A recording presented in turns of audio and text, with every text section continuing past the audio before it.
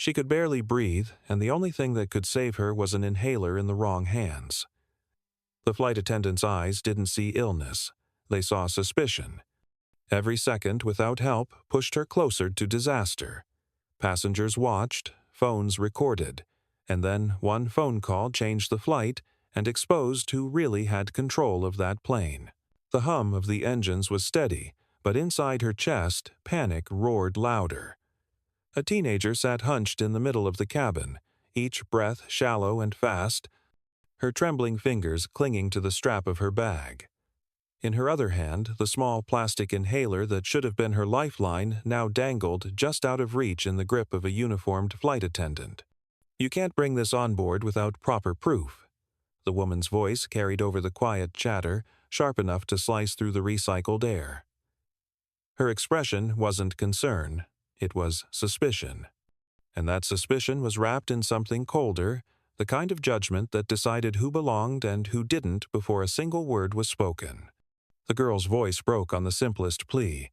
"Please, I can't breathe without it." Her words dissolved into the low drone of the engines, barely noticed by the passengers settling into their seats. A few turned their heads, some raised their phones, but most stayed still, caught between curiosity and discomfort. The flight attendant held the inhaler higher, almost like evidence, her lips curling in a dismissive half-smile. Every second stretched into something heavier. The girl's breaths grew shorter, her shoulders rising with each strained inhale. Sweat dotted her forehead despite the cool air. Across the aisle, a man with a doctor's calm gaze began to shift forward in his seat, but the attendant's arm shot up, blocking him with a single, curt command to stay put. Her phone, buzzing in her lap, flashed the name she wanted most to answer, but she couldn't. Not when each movement felt like it stole the little air she had left. Still, it rang again and again, until it felt like the sound itself was pulling her toward a choice she didn't yet understand. And somewhere deep in the cabin's uneasy silence, the balance of control on this flight was about to shift, not because someone spoke louder, but because someone decided they couldn't stay silent any longer. The girl's lungs burned with each inhale, the thin, metallic-tasting air offering almost nothing. Her gaze flicked to the small device still held high in the flight attendant's hand, the only thing standing between her and the relief her body was screaming for. Around her, whispers began to ripple through the rows, some passengers frowning, some pulling out their phones, others shifting uncomfortably in their seats as though simply witnessing this was a weight they didn't want to carry. "Either this stays off my aircraft," the attendant announced, voice cool and steady, "or you step outside." The ultimatum floated in the cabin air like smoke from a slow fire, toxic, impossible to ignore. The girl's grip tightened on the armrest, her knuckles paling as another shallow gasp rattled through her chest. No one moved to help. Not yet. The phone in her lap lit up again, vibrating with a call she could barely focus on. The name on the screen, one she knew better than her own heartbeat, pulsed in bright letters, but she didn't dare reach for it. Her hands trembled, her head felt light, and somewhere inside her, the thin thread holding her calm together was starting to fray. Across the aisle, a man in a navy blazer, someone who had earlier mentioned his years in medicine, stood halfway up, only to be halted by the flight attendant's sharp command. The tension was no longer silent. It was audible in the clipped breaths, in the low hum of recording devices, in the muttered comments that carried undertones of disbelief and outrage. The girl's lips were paling now, a faint, bluish shadow forming the kind of detail only someone paying close attention would notice. She wanted to speak, to explain, but the words caught against the tightening in her throat. And then the phone vibrated one more time. Longer, more insistent, almost as if whoever was calling knew this was the moment she had to answer. Her fingers twitched toward it, the choice clear. Pick up and risk everything, or let it go and lose the one voice that might be able to break through the walls closing in on her. Her hand hovered above the glowing screen, fingers shaking as if even the act of touching it might steal the last scraps of air she had left. The name blazed in bold letters, pulsing in rhythm with the pounding in her ears. Another breath came ragged, shallow, almost whistling, and she knew she couldn't wait much longer. Across the aisle, the man in the navy blazer rose again. His eyes locked on her face, the trained recognition of someone who understood exactly what was happening and the urgency of it. "Stay in your seat," the attendant snapped, her tone slicing through the rising murmur in the cabin. She turned back to the girl, eyes narrowing with the kind of suspicion that had nothing to do with safety and everything to do with assumptions. "Last chance, either leave the medication here or step off my flight." The words landed like a verdict, final and unyielding.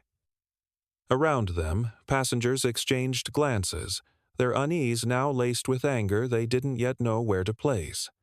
The girl's gaze flicked between the inhaler held hostage in one hand and the phone buzzing in the other. Her lungs screamed, her chest tight as if an invisible rope was being pulled tighter with every second.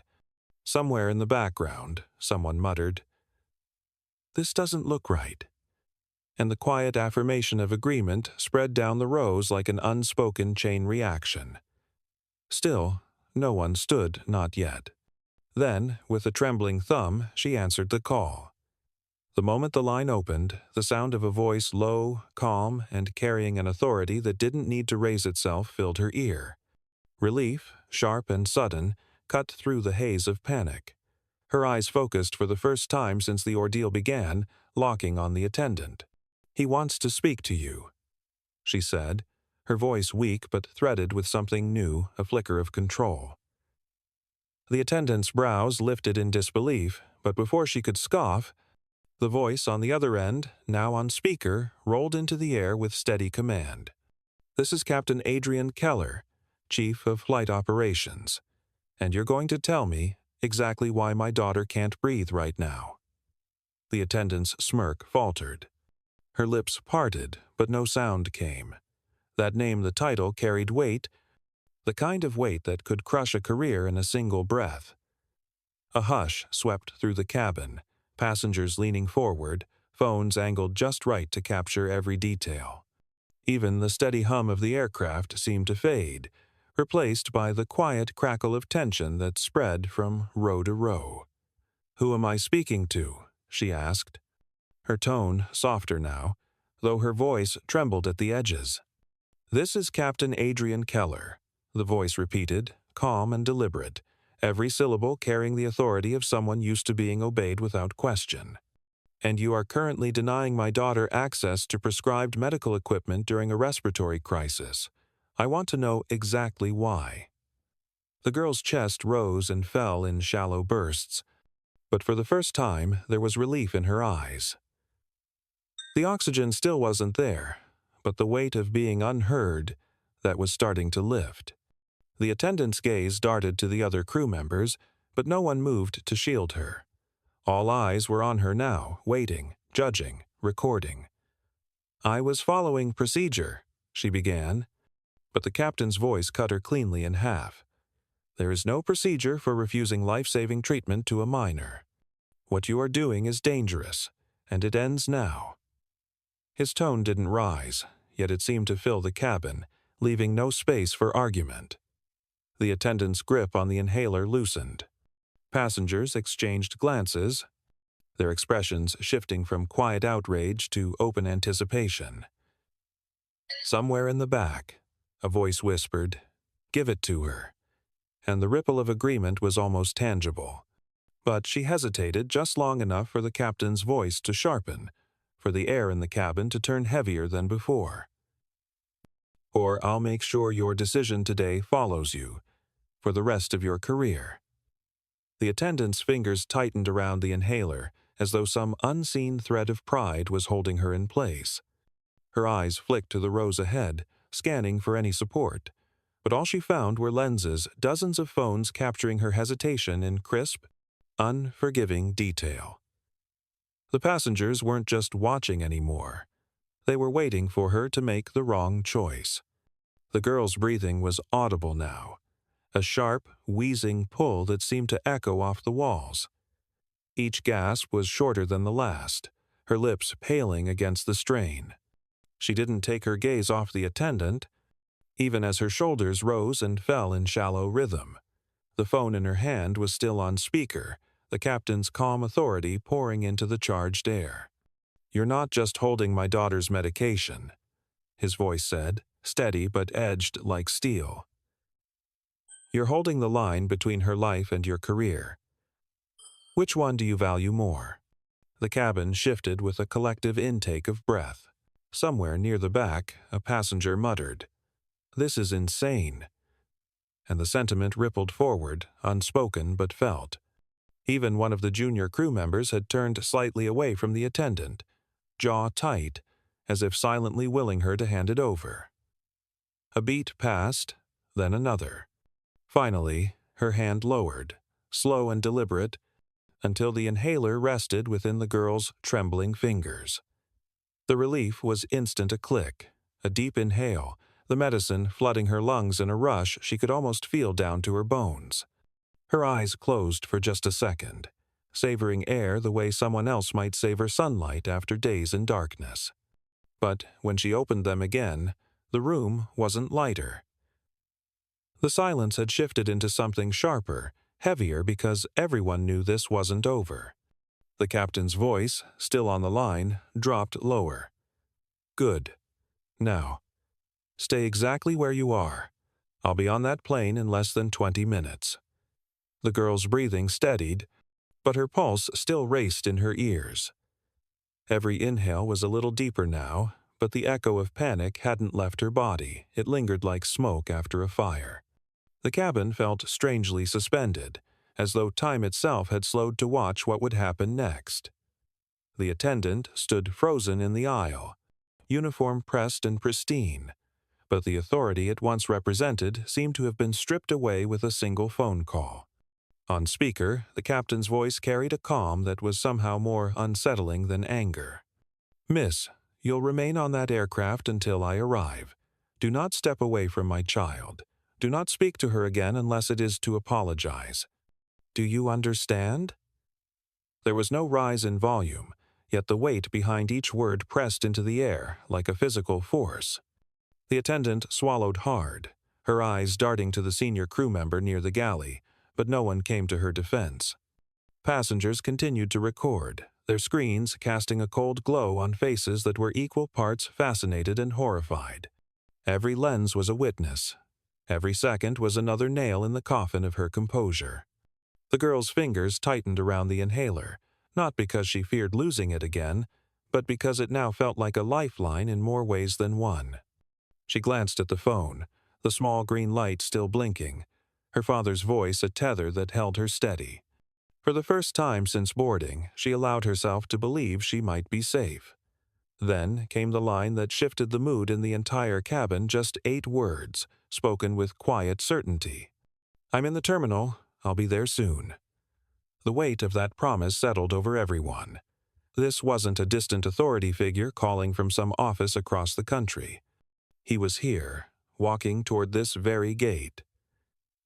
And in that moment, the question hanging in the air was no longer if he would arrive, but what would happen when he stepped on board.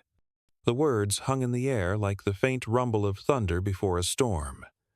The attendant's face drained of color, her posture rigid, but the tension in her jaw betrayed the panic creeping in beneath the surface.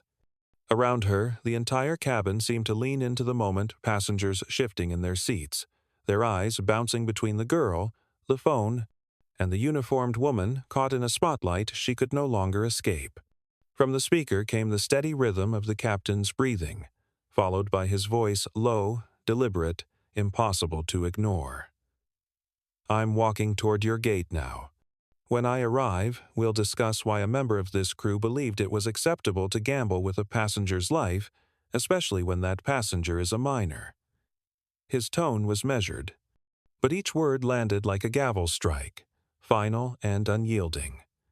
The girl's breathing was easier now, though every exhale still carried the memory of those suffocating minutes. She could feel her father's presence closing in, even without seeing him. The thought steadied her in a way nothing else could.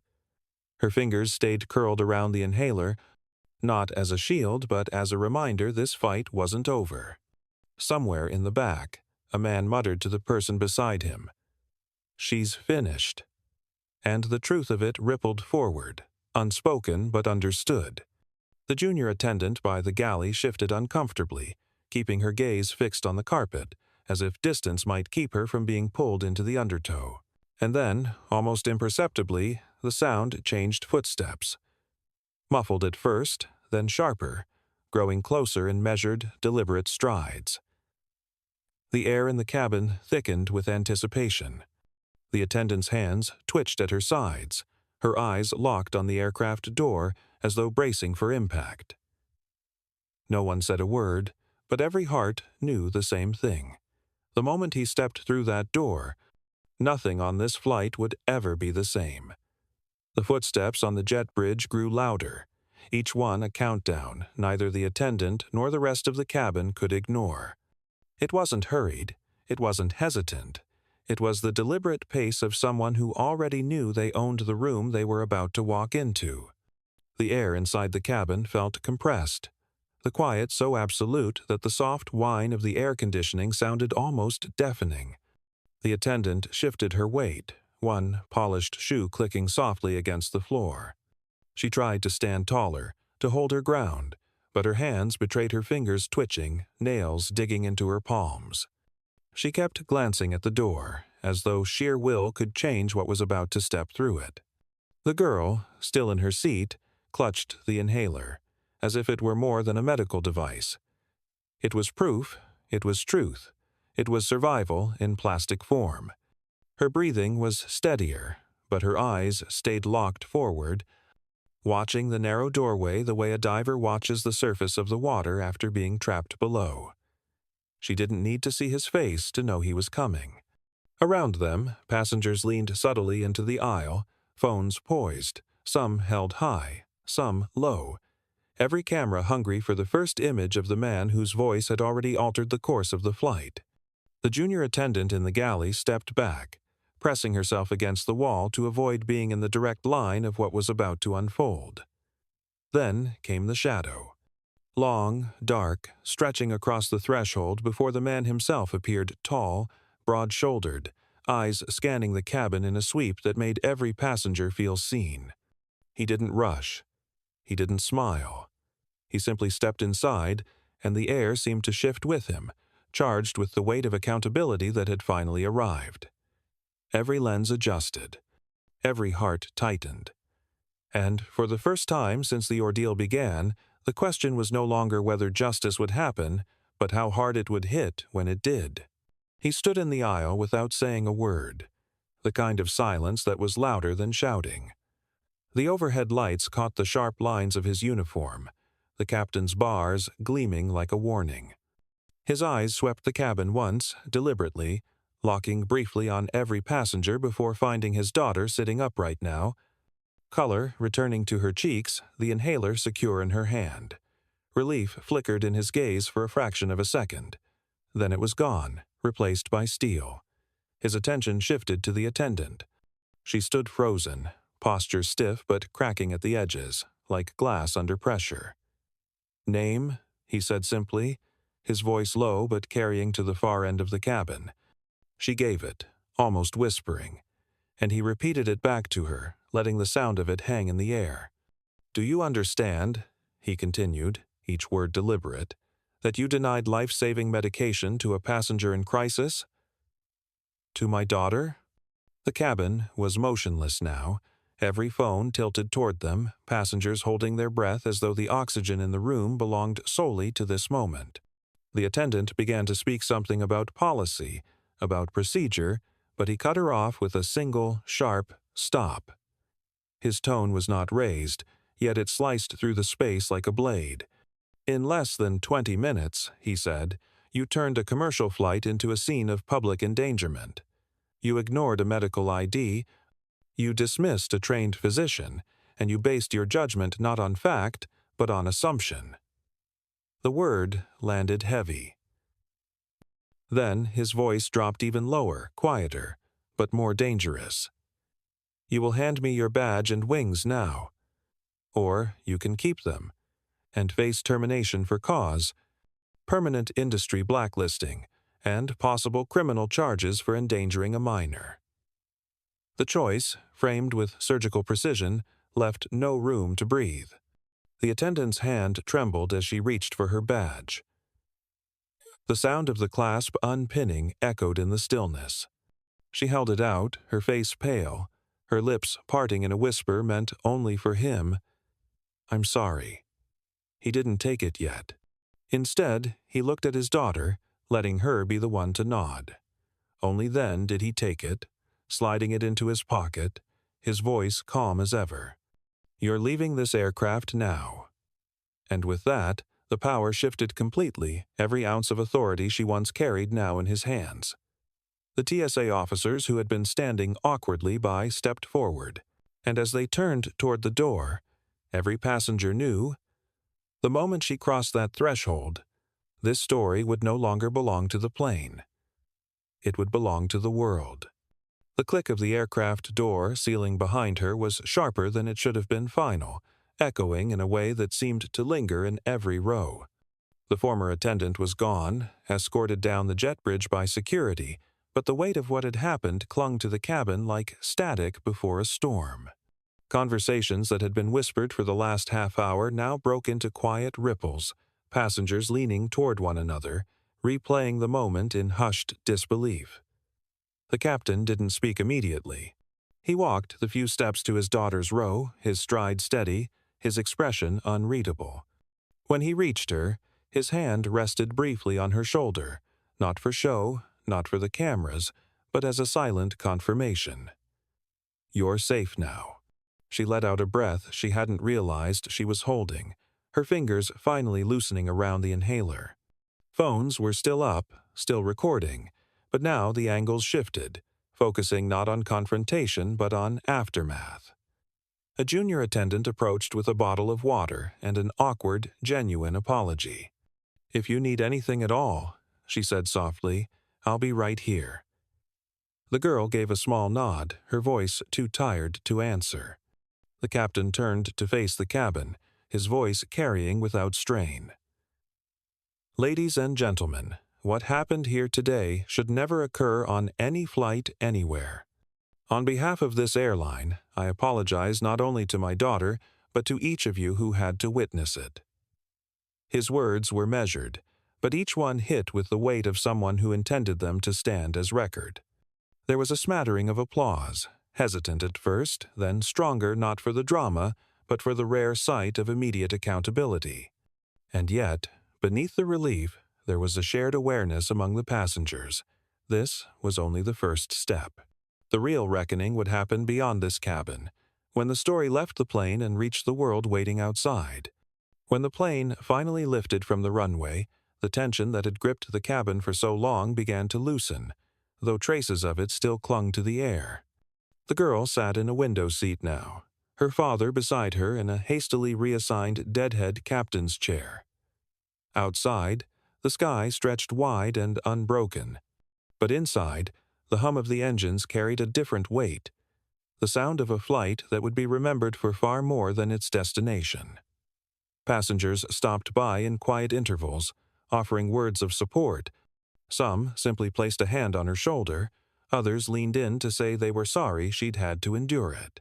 A few confessed they'd been recording since the first raised voice, and that those videos were already traveling across the internet.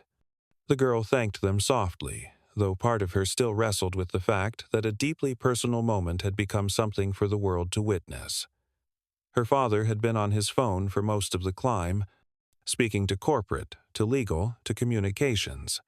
He read aloud the first policy changes that had already been greenlit: mandatory crew training on medical device recognition, a digital passenger profile for registered health needs, zero tolerance for denial of prescribed treatment.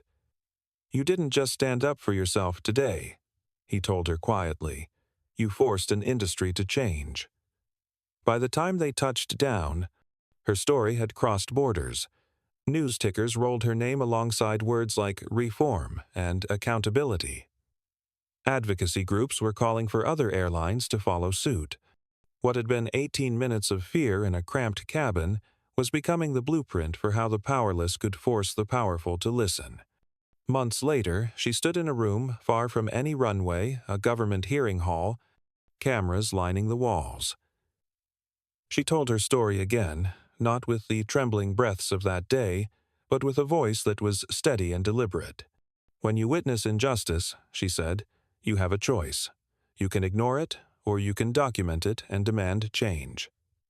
Around her, lawmakers and advocates took notes, the weight of her words settling like a promise. The videos from that day would be studied in training programs, replayed in conferences, cited in policy meetings. And for her, it was never about revenge. It was about making sure no one else would sit in a seat gasping for air while the world stayed silent. She left the hearing to find her father waiting in the corridor. He didn't say much, just wrapped his arm around her shoulder. "Proud of you," he murmured. She smiled faintly, knowing the battle wasn't over, but also knowing they had already won more than they dared to hope. Because some stories fade the moment they end, and others take root, growing into something that outlives the people who lived them. Hers was now one of those stories.